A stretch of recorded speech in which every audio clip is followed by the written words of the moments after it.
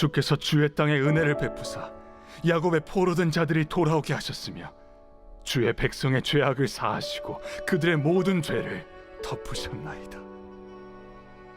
주의 모든 분노를 거두시며 주의 진노를 돌이키셨나이다. 우리 구원의 하나님이여, 우리를 돌이키시고 우리에게 향하신 주의 분노를 거두소서. 주께서 우리에게 영원히 노하시며 대대에 진노하시겠나이까? 주께서 우리를 다시 살리사 주의 백성이 주를 기뻐하도록 하지 아니하시겠나이까? 여호와여, 주의 인자하심을 우리에게 보이시며 주의 구원을 우리에게 주소서. 내가 하나님 여호와께서 하실 말씀을 들으리니 무릇 그의 백성, 그의 성도들에게 화평을 말씀하실 것이라. 그들은 다시 어리석은 대로 돌아가지 말지로다. 진실로 그의 구원이 그를 경외하는 자에게 가까우니 영광이 우리 땅에 머무르리이다. 인애와 진리가 같이 만나고 의와 화평이 서로 입맞추었으며 진리는 땅에서 솟아나고 의는 하늘에서 굽어보도다. 여호와께서 좋은 것을 주시리니 우리 땅이 그 산물을 내리로다. 의가 주의 앞에 앞서가며 주의 길을 닦으리로다.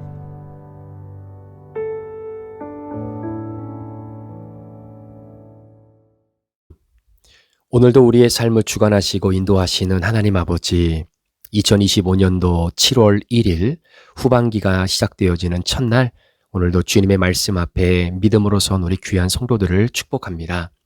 오늘 하나님께서 우리 한 사람 한 사람에게 주시는 주의 말씀에 우리의 마음의 문을 열고 내게 주시는 말씀에 순종하고 그 말씀을 오늘도 삶에 적용하며 살아가는 아름다운 훈련을 받는 복된 하루가 되도록 인도하여 주옵소서. 주의 말씀을 듣기를 원합니다. 말씀하여 주옵소서.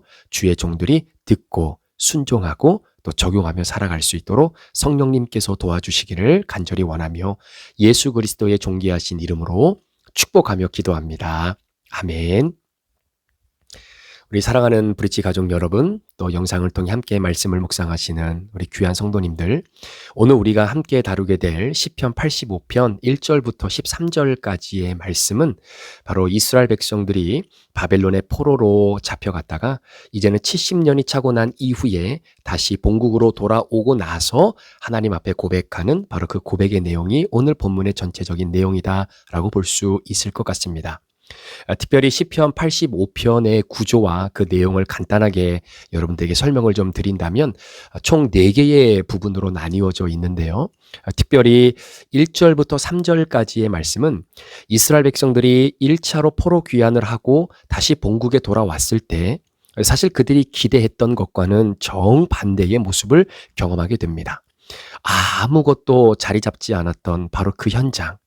예전에는 정말로 하늘을 찌를 듯한 그런 아름다운 건축물로 하나님을 예배했던 성전도 다 무너지고 성벽도 파괴가 되어지고 정말로 그들이 기대하고 소망했던 그 옛 모습을 1차로 포로 귀환으로 돌아온 사람들은 그 아무것도 실제로 그들이 머릿속에 그리고 있었던 옛 예루살렘의 모습을 바라보지를 못했던 것이죠. 자, 그런 상황 속에서 시편 기자는 무엇을 고백하냐면 하나님께서 우리들에게 베풀어 주셨던 그 은혜를 먼저 기억합니다.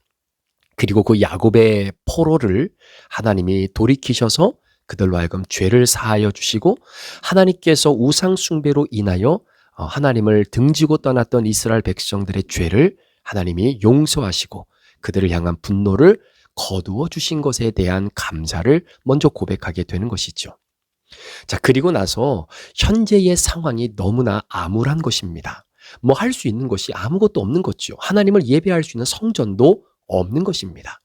그러한 무너지고 절망의 현실을 바라보면서 현재에 느끼는 그 마음의 답답함들을 바라보며 하나님 앞에 다시금 회복해 주시기를 원하는 그 간구의 고백이 4절부터 7절까지의 말씀으로 기록되어져 있는 겁니다. 하나님, 우리를 회복시켜 주십시오. 이 모습을 바라보면서 하나님이 우리에게 진노했던 그 과거의 진노, 다시는 우리를 진노해 주지 마십시오. 주의 구원을 우리에게 보여주시기를 원합니다. 라고 고백을 하며 간구를 하게 되죠. 자, 그리고 나서 8절부터 9절까지의 말씀을 통해서 현재의 암울함을 하나님 앞에 회복해달라고 기도했던 그 기도에 대한 응답을 기다리고, 그리고 그 응답이 확실히 우리에게 이루어질 것이다 라고 하는 믿음의 고백을 드리는 내용이 8절과 9절의 말씀입니다. 하나님께서 우리에게 평강을 말씀하실 것이다. 주님을 경외하는 자들에게 하나님이 진노를 거두어 주시고 분냄을 거두어 주시고, 그리고 우리에게 구원을 허락해 주시고, 그 구원은 점점 우리에게 가까이 오고 있다라고 하는 그 기대와 확신을 하나님 앞에 고백하는 내용이 8절부터 9절입니다.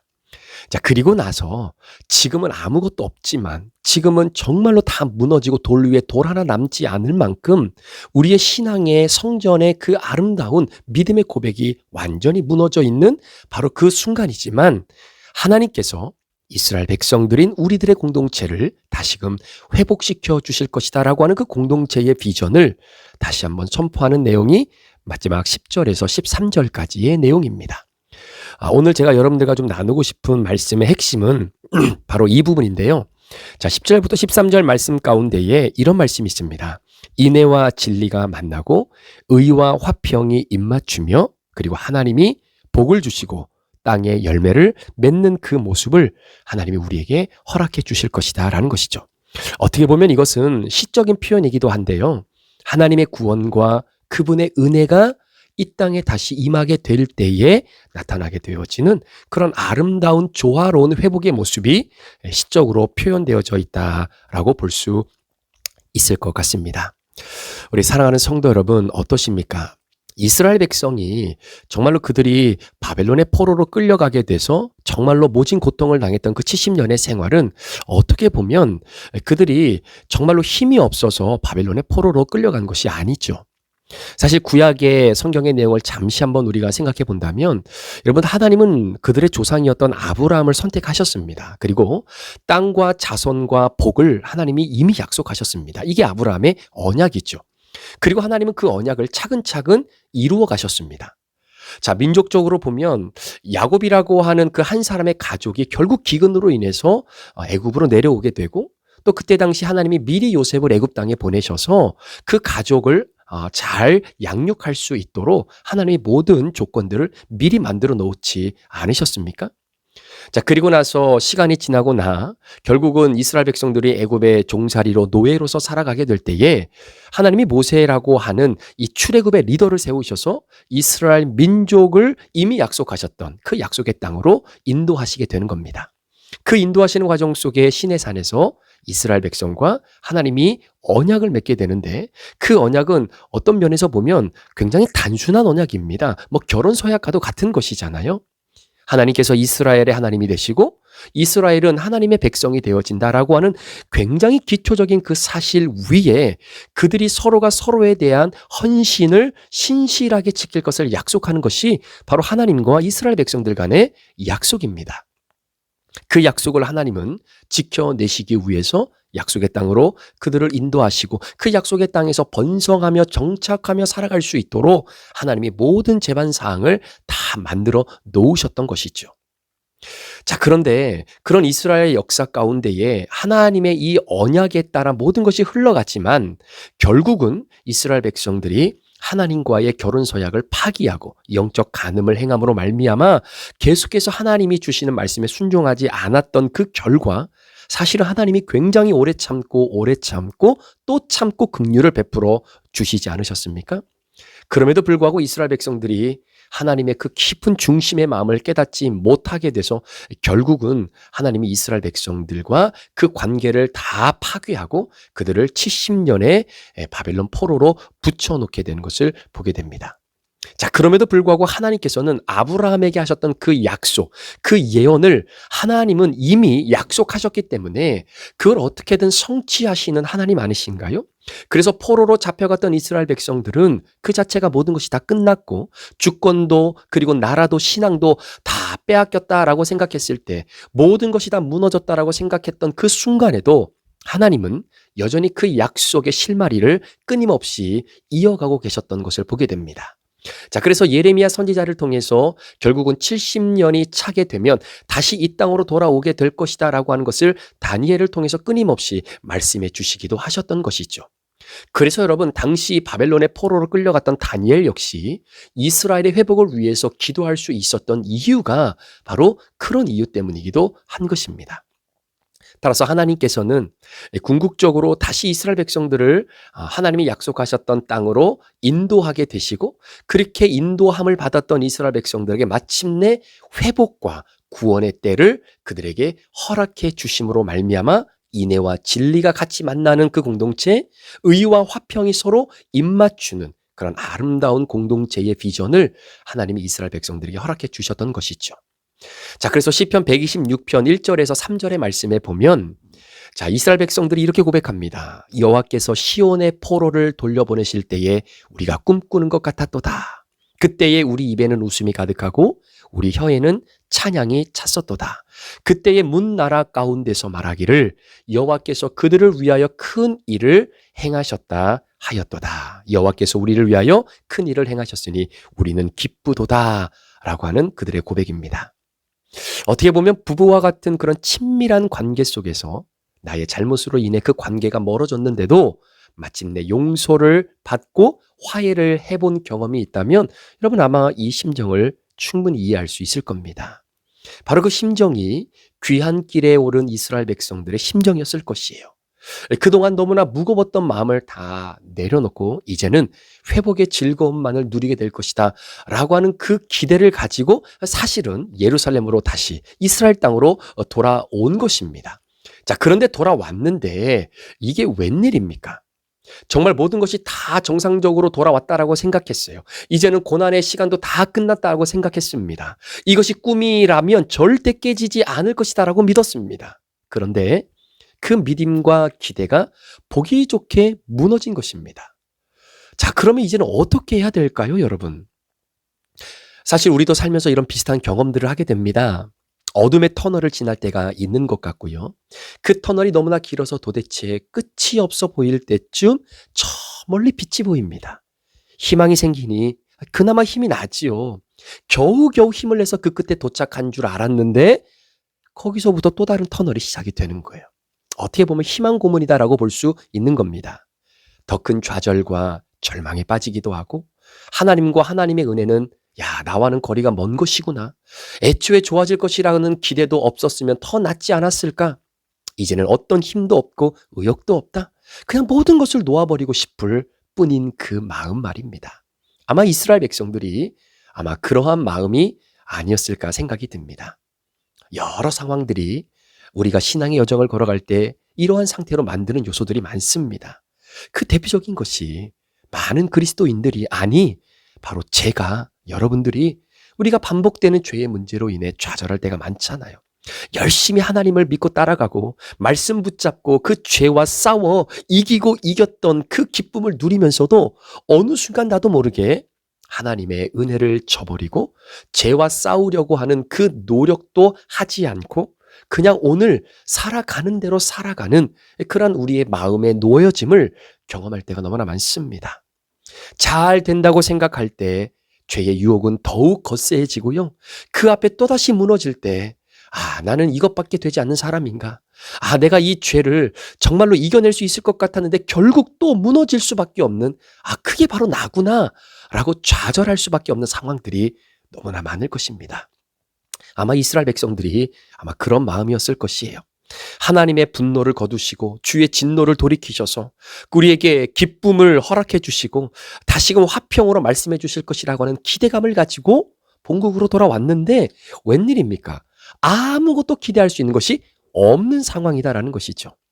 자, 그럼에도 불구하고 이스라엘 백성들의 그 공동체를 향한 하나님의 마음을 시편 기자가 깨닫고 마지막으로 고백했던 것이 바로 10절의 인애와 진리가 같이 만날 것이다라는 거예요. 의와 화평이 서로 입맞추게 될 것이다라는 것입니다. 자, 오늘 제가 여러분들과 마지막으로 좀 생각해 보기를 원하는 것은 바로 이 인애와 진리가 같이 만난다. 의와 화평이 서로 입맞춘다라고 하는 이 부분입니다. 여러분, 이 구절은 마치 연인이 서로 사랑의 입맞춤을 하는 것처럼 굉장히 아름다운 시적인 표현으로 쓰여진 부분이기도 합니다. 마치 두 인격체처럼 서로 대면하고 있는 것처럼 보이죠. 인애와 진리가 만났답니다. 근데 만난 것으로 끝난 것이 아니라 의와 화평이 서로 입맞추다라고 하는 이 표현을 통해서 어떻게 보면 남녀 간의 사랑의 이야기처럼 들리기도 합니다. 여러분 어떤데요? 인애와 진리라고 하는 것, 의와 화평이라고 하는 것, 이것은 전적인 하나님의 성품입니다. 그런데 인애와 진리 그리고 의와 화평이 서로 연합되어 만나고 함께 입맞출 수 있는 이때는 사실 우리가 살아가는 이 세상에서는 이루어질 수 없는 땅이 있죠. 어떤 의미로 본다면 예수님께서 이 땅에 오실 때에만이 가능한 상황일지 모르겠습니다. 여러분, 의와 화평이 서로 어떻게 입을 맞출 수 있겠습니까? 어떤 사람은 이 구절을 이렇게 해석하고 주석하면서 야, 세상에 가장 멋지고 아름다운 로맨스가 있다면 인애와 진리가 만나고 의와 화평이 서로 입맞추는 것이야말로 최고의 로맨스가 아니겠는가, 뭐 이렇게 말하는 사람도 있습니다. 왜냐하면 이 둘의 모습은요, 에덴 동산에서 하나님께서 인간에게 허락해 주신 축복의 내용이에요. 하지만 아담과 하와가 하나님 앞에 범죄했을 때 인애와 진리가 결국 함께 할 수 없었습니다. 의와 화평이 인간과 함께 동참할 수 없었던 겁니다. 그래서 어떻게 보면 구약의 역사를 가만히 보면 한쪽이 먼저 오면 한쪽은 떨어져 나가는 거예요. 그러니까 다른 한쪽이 오면 다른 한쪽은 함께 있지 못합니다. 왜냐하면 의와 화평이 인간의 죄 때문에 함께 있을 수 없기 때문입니다. 그런데 이것이 합하여 입맞추기를 하게 된다라는 것은 결국 이 땅의 심판자가 되시고 그리고 이 땅의 구원자가 되시는 예수 그리스도께서 이 땅에 오실 때에 그것이 가능해질 수 있다는 거죠. 여러분, 예수님 안에 인애와 진리가 함께 거할 수 있는 겁니다. 예수님 안에서 의와 화평이 함께 거할 수 있는 것입니다. 자, 그런 의미로 본다면 입맞춤이라고 하는 것, 인류 역사상 오랜 기간 동안 떨어져 있었던 바로 그 두 인격처럼 보이는 하나님의 성품이 예수 그리스도 안에서 합일화되어지는, 바로 그 아름답게 연합되어지는 것을 설명하고 있는 것 같은 느낌이 드는 거죠. 여러분, 그렇지 않습니까? 우리가 자녀들을 키우면서 입맞춤을 할 때가 있습니다. 또 때로는 성인이 된 자녀들에게 때때로 이렇게 껴안아주기도 하고 볼과 이마에 입을 맞추기도 합니다. 어떤 사람들은 그 모습을 징그럽다라고 말하기도 하지만 여러분, 참으로 아름다운 사랑의 표시 아니겠습니까?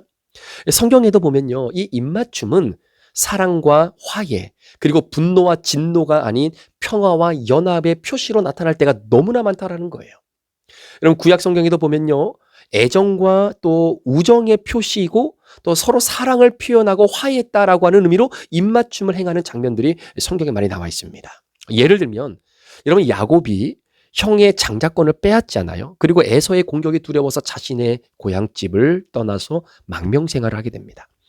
그리고 세월이 한참 흐른 후에 다시 고향집으로 되돌아갔을 때 이제 형 에서를 만나는 바로 그 시점. 자, 한쪽은 동생을 죽이기 위해서 400명의 군사를 데리고 정말로 눈에 불을 켜고 칼을 갈고 있고요. 그러니까 만나기만 하면 뭐 이야기 들을 것도 없는 거예요. 그냥 그 순간 그 분노로 인해서, 화로 인해서 그냥 단칼에 야곱을 죽이겠다라고 하는 마음이 에서의 마음속에 얼마나 가득 차 있었겠습니까? 그런데 웬일입니까? 그 새벽에 형과 동생인 야곱이 만나면서 그들이 서로 껴안고 함께 입을 맞추며 화해의 아름다운 장면을 그려내잖아요. 그게 창세기 33장의 내용입니다. 여러분, 요셉도 마찬가지예요. 자신을 애굽에 팔아넘긴 형들에 대한 분노가 마음속에 있었습니다. 어떻게 나를 이렇게 할 수 있을까? 형들에 대한 그 분노의 마음이 사실 요셉의 마음에도 있었어요. 그런데 형들이 먹을 것이 없어서 총리 대신이 된 그를 만나기 위해 왔을 때 그는 형들을 껴안고 눈물을 흘리면서 어떻게 합니까? 입맞춤하는 장면이 창세기 45장에 기록이 되어져 있다라는 거예요. 여러분, 사무엘이 이스라엘의 첫 번째 왕이었던 사울에게 기름을 붓고 안수를 하고 그리고 그에게 존경과 사랑의 표시로 입맞추는 장면도 사무엘상 10장에 등장하게 됩니다. 그리고 또 한 가지, 어떻게 보면 가장 애틋한 입맞춤이라고 볼 수 있는 것, 바로 가장 친한 친구로 알려진 다윗과 요나단이 당시에 다윗이 이제 사울에게 쫓겨서 더 이상 둘이 함께 있을 수 없고 헤어지게 될 때 서로 입 맞추고 이별하는 장면이 사무엘상 20장에 나와 있는 것을 보게 되는 것이죠. 사랑하는 성도 여러분, 입맞춤이라고 하는 이 아름다운 모습은 구약 성경뿐만 아니라 신약에도 나타납니다. 어떻게 보면 예수님의 비유 중에 탕자의 비유가 있잖아요. 아들은 아버지가 준 재산을 다 탕진하고 허랑방탕하게 지내고 다시 돌아옵니다. 이제는 먹을 것도 없이 아무것도 가진 것이 없는 이 둘째 아들이 아버지의 집으로 돌아오게 되고, 그 멀리서 돌아오는 이 아들을 바라보면서 아버지가 뛰어나가 누추하고 냄새나는 아들을 껴안게 됐죠. 그리고는 아버지는 아들에게 입을 맞추고 아들이 살아왔다라고 기뻐하며 반지도 끼워주고 송아지도 잡아서 사람들을 초대하게 되고 잔치를 벌이게 됩니다. 또 한 가지 씻을 수 없고 잊을 수 없는 그 서글픈 이별 장면을 기록하고 있는 바로 이 사도행전 20장의 사도 바울과 에베소 장로들과의 떠나는 그 장면. 그때 예루살렘으로 향하는 그 사도 바울을 붙잡고 뜨겁게 눈물을 흘리며 이제는 더 이상 다시 만나지 못할 것이다라고 하는 그 서로의 아픈 마음을 껴안고 입을 맞추며 이별을 했던 바로 그 장면. 사랑하는 여러분, 입맞춤이란 사랑의 표시입니다. 입맞춤이라는 것은 우정의 표시이기도 합니다. 입맞춤이란 화해의 표시이고 친밀함의 표시다라는 것이죠. 오늘 이스라엘 백성들의 이 연약한 모습을 바라보는 시인이 지금은 아무것도 기댈 것이 없지만 하나님께서 여하튼 우리에게 진노를 거두어 주시고 분노를 거두어 주시고 그리고 노하심을 저지하시고 그리고 우리에게 기쁨을 주시며 구원을 주실 그 하나님 때문에 우리가 다시 본국으로 돌아왔는데, 여전히 우리 안에 펼쳐져 있는 이 암울한 현실 속에 자포자기하는 것이 아니라 그렇게 구원을 베풀어 주시고 은혜와 은총을 허락해 주셨던 그 과거의 하나님의 은혜를 복귀하고 소환하며 회복하면서 다시금 하나님께서 우리에게 인애와 진리가 같이 만나고 의와 화평이 서로 입맞추게 되어지는 그 아름다운 공동체를 하나님 우리에게 허락해 주실 것이다라고 하는 비전의 내용을 기록하고 있는 내용입니다.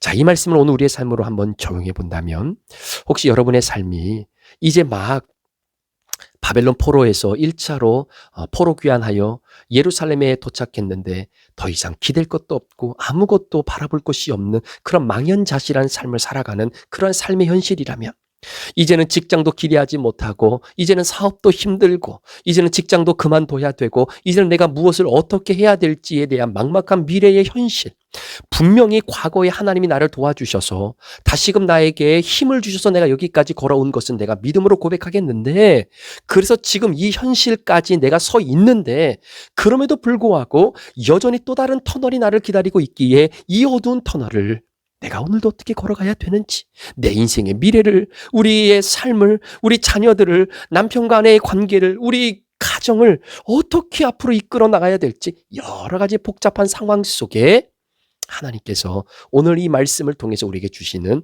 또 한 가지의 위로의 말씀은 바로 이 10절의 말씀입니다. 인애와 진리가 같이 만나고 의와 화평이 서로 입맞추게 되는 것. 궁극적으로 예수님이 이 땅에 오시게 될 때에 이런 아름다운 공동체의 모습이 형성이 되어지는 그 완벽성을 우리가 누리게 되겠지만, 하나님이 우리 안에 계시고 하나님이 여러분의 가정의 주인이 되어 주실 때에 그 사랑의 입맞춤을 통해 여러분의 가정이 회복되고 관계가 회복되고 그리고 하나님을 향한 믿음의 고백이 더 회복되어서 인애와 진리가 여러분의 삶의 가운데 같이 만나는 역사, 의로움과 화평이 주 안에서 여러분을 통해서 같이 만나게 되어지고 입맞추게 되어지는 역사가 있기를 간절히 원합니다. 사랑하는 여러분, 여전히 우리 주변에 이 사단과 악한 영들은요, 인애와 진리가 같이 못 만나게 합니다. 여러분 그렇지 않습니까? 우리가 죄를 지면요, 이 진리의 잣대로 이 죄에 대한 심판이 있어야 되는 거잖아요. 그렇기 때문에 인애가 가까이 오지를 못하는 겁니다. 왜냐하면 그 진리의 잣대로 우리의 죄를 온전히 심판해야 되는 그 상황 속에 인애라고 하는 것이 죄를 품어주고 그리고 그 모든 것들을 용서해 주신 하나님의 은혜가 우리에게 밀려와야 되는데, 이 두 가지가 죄 때문에 함께 공존하지 못할 때가 너무나 많다라는 것이죠. 의와 화평도 마찬가지입니다. 따라서 오늘 하루도 여러분의 가정에, 저와 여러분의 삶에 인애와 진리, 그리고 의와 화평이 서로 입맞춤으로 사랑과 우정과 화해와 그 친밀함이 여러분의 가정에, 여러분의 삶의 테두리 안에서 아름답게 형성되어진 은혜가 있기를 원합니다. 오늘 시인은 그런 죄를 용서하시고 축복해 주신 하나님의 사랑을 깨닫게 됩니다. 이 하나님은 의로우신 분이고 인애와 진리와 의와 화평이 공존하시는 분이시기 때문에 죄 안으로 들어오실 수는 없습니다. 그럼에도 불구하고 죄 가운데 허덕이고 있는 저와 여러분들을 놀랍게도 하나님께서는 우리를 품어주시고 우리에게 축복해 주시기로 약속하신 용서하시는 분, 바로 사랑하시는 분, 화평케 하시는 분, 죄악에도 불구하고 그런 죄인을 가슴으로 안아주시는 분이다라고 하는 사실을 우리가 깊게 한번 기억하면서 오늘 주시는 하나님의 은혜, 우리와 함께 하시고 우리를 의와 화평과 인애와 진리 안으로 우리를 초대하시는 그 하나님의 궁극적인 이끄심을 오늘 여러분의 삶 가운데 경험하며 살아가는 저와 여러분 되시기를 우리 구주 예수 그리스도 이름으로 축복합니다. 기도하시겠습니다. 하나님 아버지, 구원이라고 하는 것은 결국 하나님께서 우리를 향해 갖고 계셨던 그 죄에 대한 분노, 그 진노, 이 모든 것을 하나님께서 뒤로 하시고 돌이켜 주셨기 때문에 우리에게 기쁨과 구원과 화평과 그리고 궁극적으로 인애와 진리가 의와 화평이 서로 만나 입맞추게 되어지는 아름다운 구원의 완성을 우리에게 허락해 주신 줄 믿습니다. 비록 오늘 우리의 삶이 녹록지 않고 정말로 무엇을 기대며 살아야 될지 아무것도 붙잡을 것이 없다라고 하는 우리 인생에 허무한 마음이 드는 순간이라 할지라도 하나님, 오늘 우리에게 허락해 주신 이 10절의 말씀처럼 우리 사랑하는 성도들의 가정에, 그들의 삶의 자리에 주님의 인애와 진리가 같이 만나는 역사, 우리에게 의와 화평이 서로 입맞추게 되어지는 그 소중한 은총이 우리 사랑하는 브릿지 가족 모든 한 사람 한 사람, 또 오늘 영상으로 함께 말씀을 묵상하는 귀한 성도들의 삶에도 동일하게 이어지는 역사가 있게 하여 주옵소서. 감사를 드리며 예수 그리스도의 존귀하신 이름으로 축복하며 기도합니다. 아멘.